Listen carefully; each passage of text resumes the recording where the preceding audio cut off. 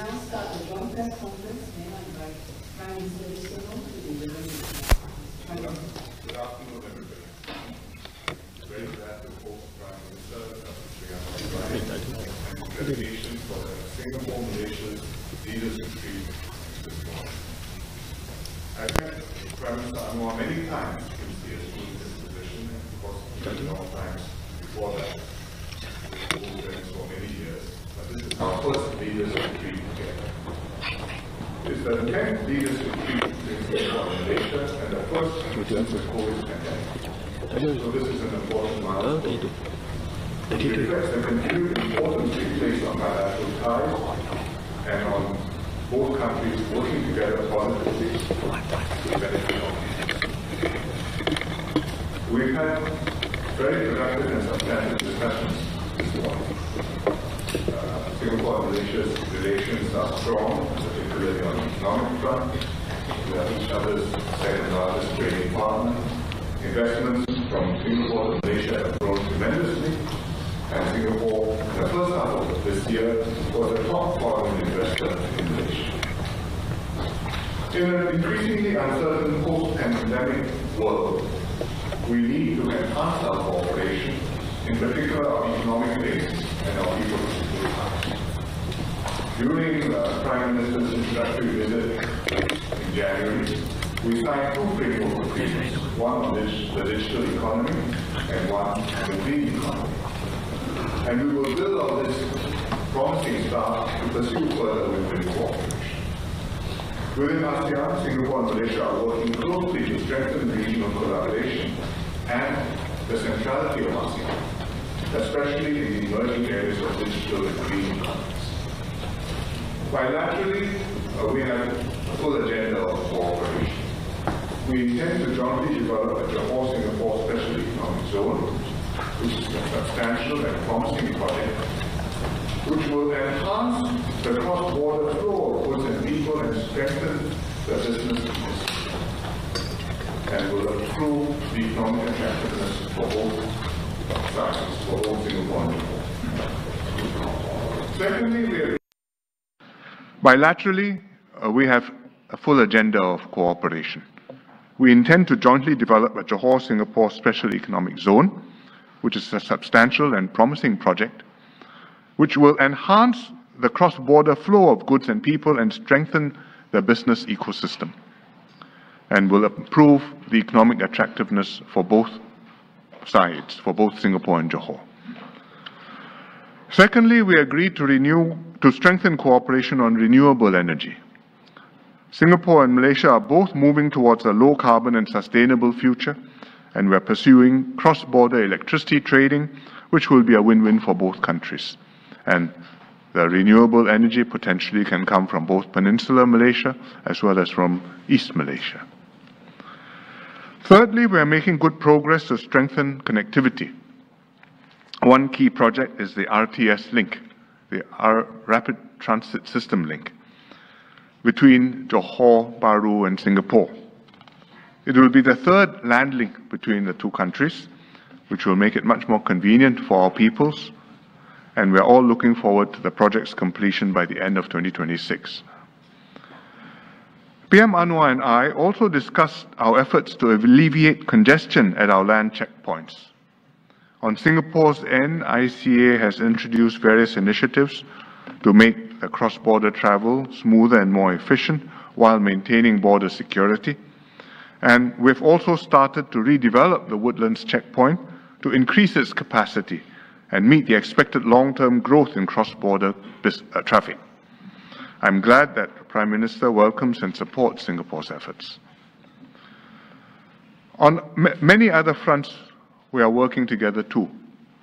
Earlier this month, Malaysia organized a triennial Malaysia-Singapore Cultural Showcase here in Singapore.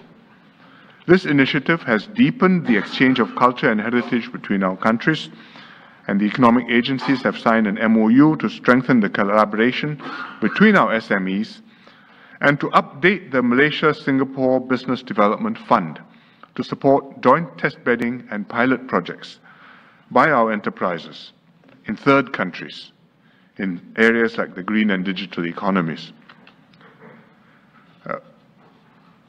Prime Minister Anwar and I also discussed outstanding bilateral issues, including maritime delimitation, reclamation at Pedra Branca, water and airspace.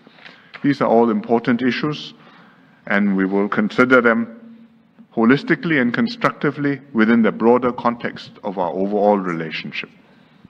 Importantly, they will not be allowed to color and affect this overall relationship or detract from the many positive areas of cooperation between us.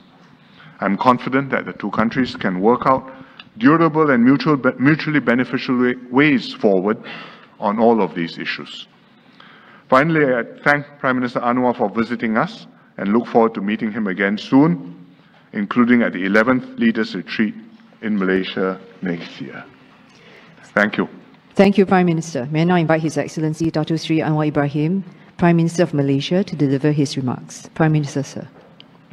Terima kasih Perdana Menteri Hsien Loong dan Perdana Menteri Premier dan bagi pihak Malaysia saya ucapkan setinggi penghargaan terima kasih kerana layanan istimewa di antara dua negara sahabat dan alhamdulillah kita dapat putuskan beberapa isu yang tergantung sekian lama dengan cara yang lebih akrab sebagai dua negara sahabat yang sangat bergantung di antara satu sama lain.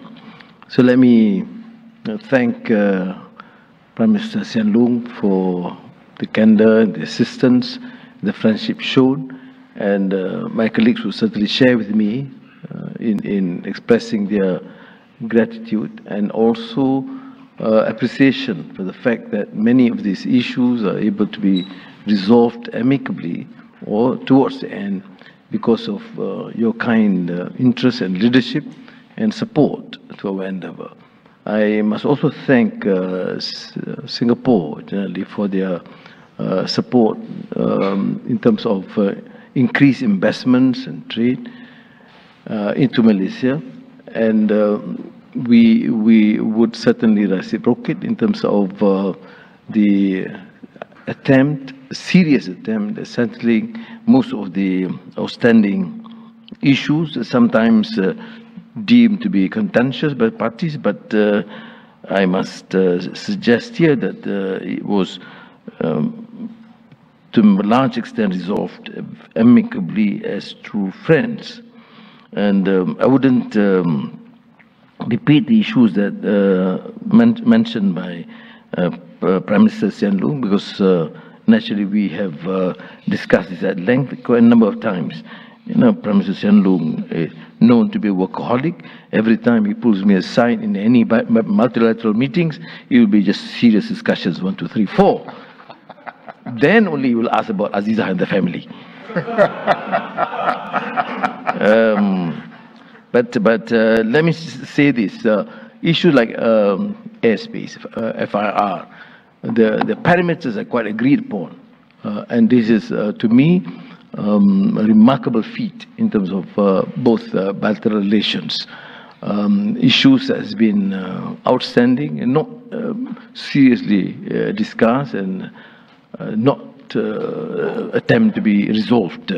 So I must thank also my team and the Singapore team for looking at it in a comprehensive manner. I've always suggested that we should not take any issue in isolation and look at the whole bilateral setup and the interest to resolve the fire issue, and even water, which has been long outstanding.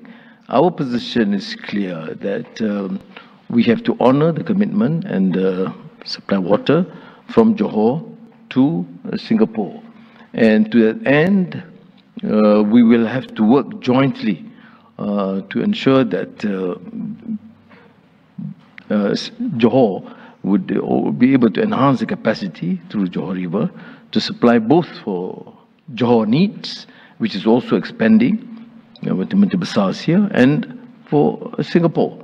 And I think instead of focusing purely on price mechanism, we should also look at the possibility of Singapore participating in a joint effort, both in terms of study, which can be conducted immediately, and also in terms of management of Johor River with particularly with Johor State.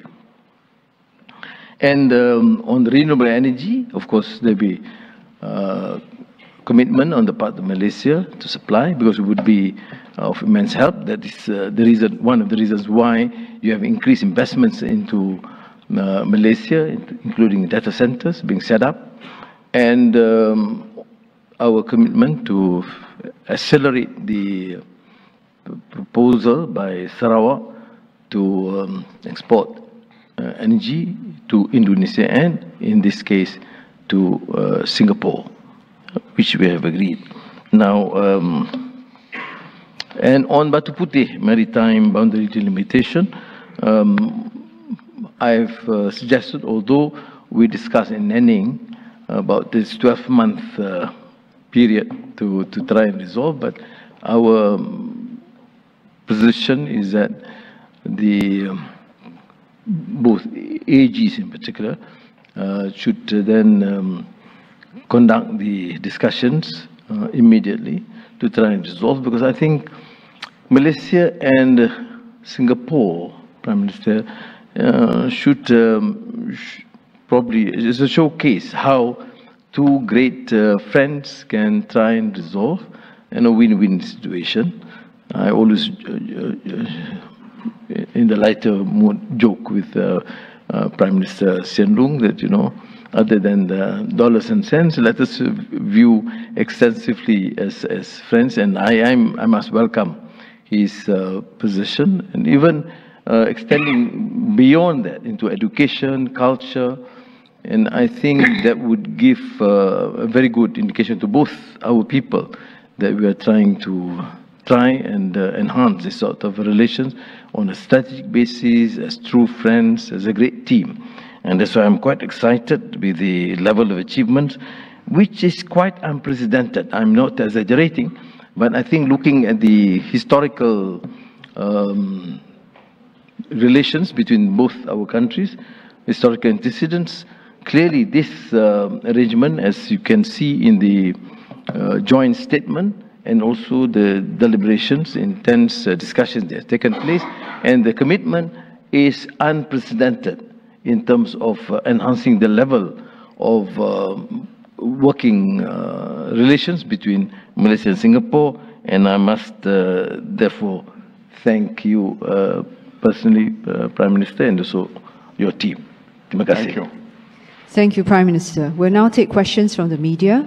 May I call Ms. Yeo Chun Hing from SPH Media for the first question. Ms. Yeo, please. Good afternoon. I am Chun Hing from SPH Media. My question is directed at both PMs. So, while the causeway has connected the people of Singapore and Malaysia over the last 100 years, it has also faced its share of congestion issues. So, aside from the RTS, what new areas of cooperation or further improvements can we expect, especially in terms of land connectivity? And also, what is the potential scale and priority areas of development for the Johor-Singapore Special Economic Zone? Thank you. Well, perhaps I go first.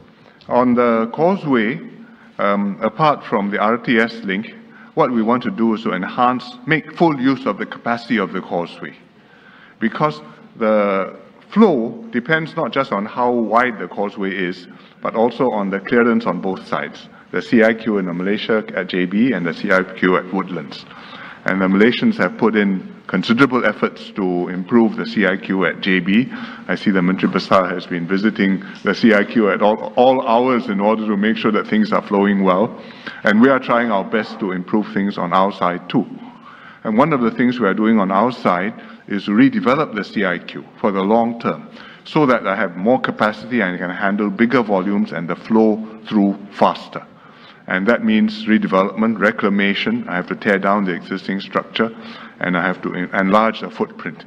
And I explained this to Datuk Seri in our meeting, and I'm happy that he supports our project, and we will be able to see it through. Secondly, potential scale and priority areas of development for the SEZ. I think this is the subject of a study, because we are now doing a feasibility study to see what we want the SEZ to focus on, and where there is interest from investors and market demand. Preliminarily, I think there are three things you want to do. One, improve the flow of goods between the two sides, because SEZ means special economic zone. It may mean special tax arrangements and bonded warehouses and therefore more easy border flows.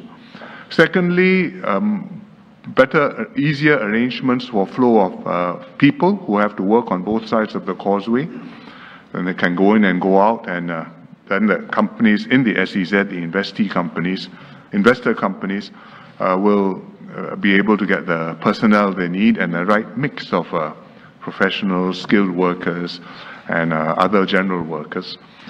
And then thirdly, for the SEZ to enhance the ecosystem of the Iskandar development region as well as of Singapore. Because with an SEZ, it makes something meaningful for Iskandar as a place where investors will be focusing their attention, and it means that for companies in Singapore, they can think of having a presence on both sides and therefore having more flexibility and being able to do things which they couldn't do if they were only in Singapore or only in Johor. So we have great hopes, but first we have to do the feasibility study and we have to negotiate the MOU, and we are hoping to have that done by early next year. But it's a lot of work, and the MTI and the Ministry of the Economy on the Malaysian side, I think they will have to scramble. But we would like to see it done as soon as we can. I think the causeway is progressing, and I must thank the Home Affairs Ministry in particular, and also Customs, for facilitating the arrangement, because it's causing a huge problem for particularly workers from Malaysia, having to wake up 4 in the morning. But I think that has eased. And Singapore requires woodland, which is presently under Malaysian authorities. And I've said that, you know, we can facilitate the sale so that Singapore can have the facility to then make sure that the arrangement, the flow is made more easily, both from Malaysian workers to Singapore and Singaporeans coming particularly during the weekends into Johor. On the SEZ, as the Prime Minister alluded to, we will try our level best to accelerate the process. We have given a very short timeline to get them to agree on the parameters and sign the MOU by 11th of January. I hope that they can succeed, because I don't think it's too much of a complex problem, because they have discussed it extensively. Both ministers have done so, and I think we look forward to having some sort of arrangement, an agreement or understanding by mid-January. Thank you. The second question from Ms. Masita Ahmad from Bernama. Terima kasih. Soalan saya tujukan kepada Perdana Menteri Malaysia, Datuk Seri Anwar Ibrahim. Datuk Seri, pada Januari tahun ini, Datuk Seri ada menyatakan komitmen menyelesaikan beberapa isu dua hala tertunggak antara Malaysia dan Singapura pada kadar segera. Adakah pada hari ini berpuas hati akan perkembangan setakat ini dan berkeyakinan ia akan selesai di bawah pentadbiran Datuk Seri? Saya telah sebutkan tadi bahawa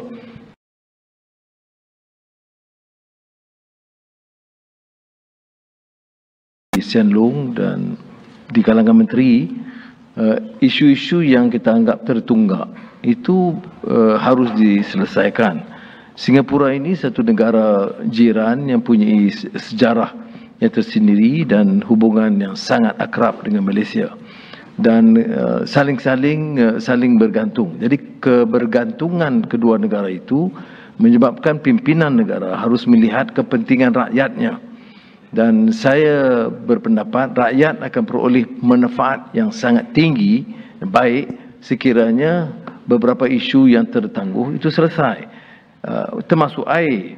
Isu air itu memerlukan kesediaan Johor untuk melebar, memperkuat dan memperbaiki keupayaan pengeluaran air yang akan memberi manfaat pertamanya kepada rakyat Johor, memenuhi keperluan Johor dan juga kepada Singapura yang memang kita terikat dengan perjanjian yang lama. Tetapi kesediaan Singapura untuk membantu dalam penyelenggaraan ini bersama dengan Johor itu kita lalukan. Begitu juga tentang kemudahan keperluan udara yang juga dibincangkan dengan teliti, soal kesediaan kita untuk ekspor tenaga dari Semenanjung dan juga dari Sarawak yang akan juga memberi faedah kepada Singapura dan keuntungan kepada Malaysia. Jadi kita harus memanfaatkan semangat persahabatan di antara dua negara ini untuk memberikan keselesaan yang lebih baik kepada rakyat kedua-dua negara. Thank you. Let me invite the third question from Mr. Kamarudin Mape from TV3. Soalan untuk Datuk Seri Anwar. Datuk Seri, banyak-banyak isu tertunggak termasuk yang Datuk Seri sebutkan tadi. Isu manakah yang dilihat yang agak positif, yang agak cepat perkembangannya, dan bidang mana pula yang dilihat agak perlahan progresnya? Tentu kita nak dengar daripada Perdana Menteri Hsien Loong juga. Tapi bagi saya, isu-isu yang tertangguh lama, termasuk keupayaan udara, penerbangan yang diperlukan di Singapura untuk kegiatan terutama Selandar dan Changi, itu tentu sebagai negara, seluruh negara di dunia itu memberikan laluan. Tetapi kita juga akan memperoleh kemudahan kerana penerbangan, ratusan penerbangan sehari dari Semenanjung ke Sabah, Sarawak dan sebaliknya, itu juga akan beroleh manfaat kerana memudahkan perjalanan itu bila ada persefahaman, dan ini telah tercapai. Saya sebut seperti juga air, menangguhkan itu tidak memberi keuntungan kepada kita. Menangguhkan itu maknanya harga air itu masih kekal lama. Mempercepatkan itu maknanya ada keupayaan untuk meningkatkan sedikit kos harga air dan juga kesediaan Singapura untuk bersama menyelenggarakan projek di Sungai Johor yang akan memerlukan juga sedikit suntikan keuangan dari Singapura. Jadi bagi saya, hal ini telah kita capai. Malah kita bersetuju supaya Singapura dan Johor boleh menyegerakan kaji selidik untuk melihat keupayaan membesarkan sungai dan pengeluaran kapasiti air di negeri Johor. Tapi ini kita akan bincang bersama dengan kerajaan negeri Johor sebagai contoh. Begitu juga tentang ekspor tenaga dari Semenanjung dan dari Sarawak, itu menguntungkan Semenanjung dan Sarawak, ini menguntungkan negara Malaysia. Jadi saya lihat dari segi ini telah dapat disegerakan. I think these are all important issues to both countries. Some are very long-standing, as Prime Minister has said, and they haven't moved as fast as we would like them to. Sometimes there are reasons why things take time. But the PM and I both would like to move as expeditiously as we can to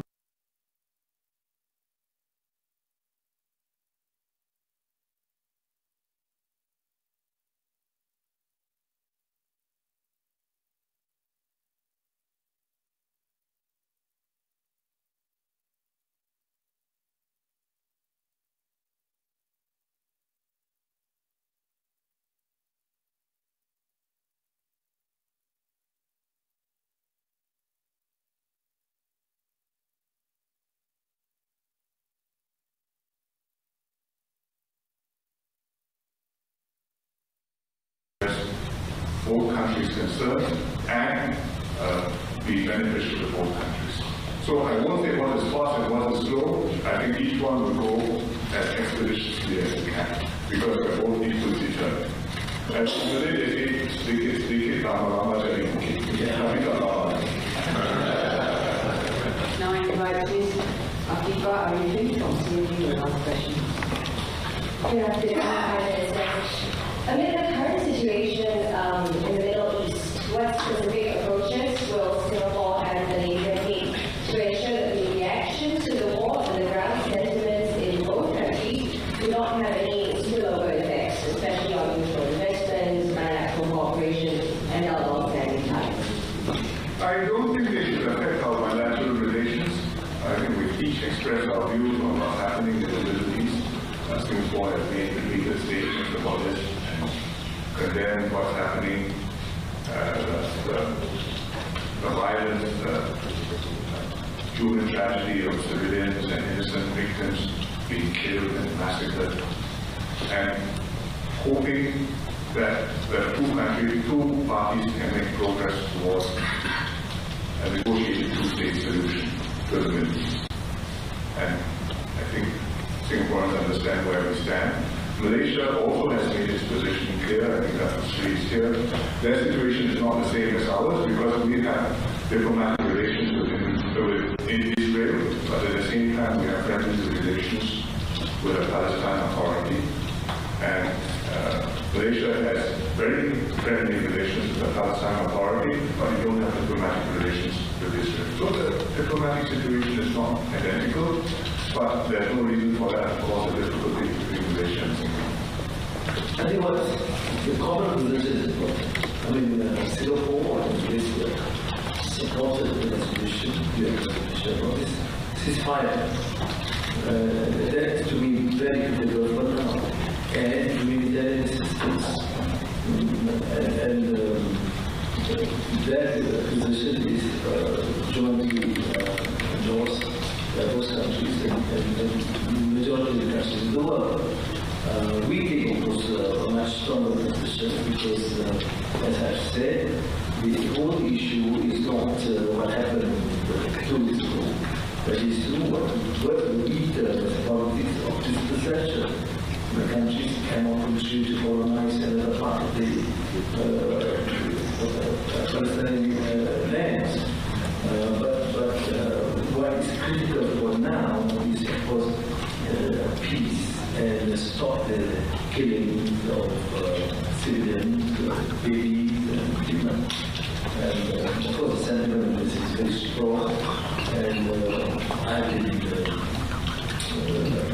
believe in fact, many of the leaders too, and express our position, we support a peaceful resolution, immediate resolution of conflict, but humanitarian assistance is paramount. Thank you. Thank you, Excellency. If I can take handshake shots to the camera.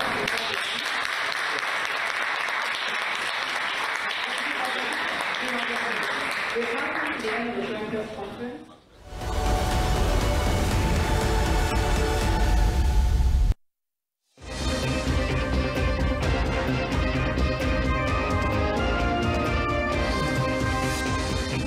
Subsidi kawalan harga ayam ditamatkan Rabu ini.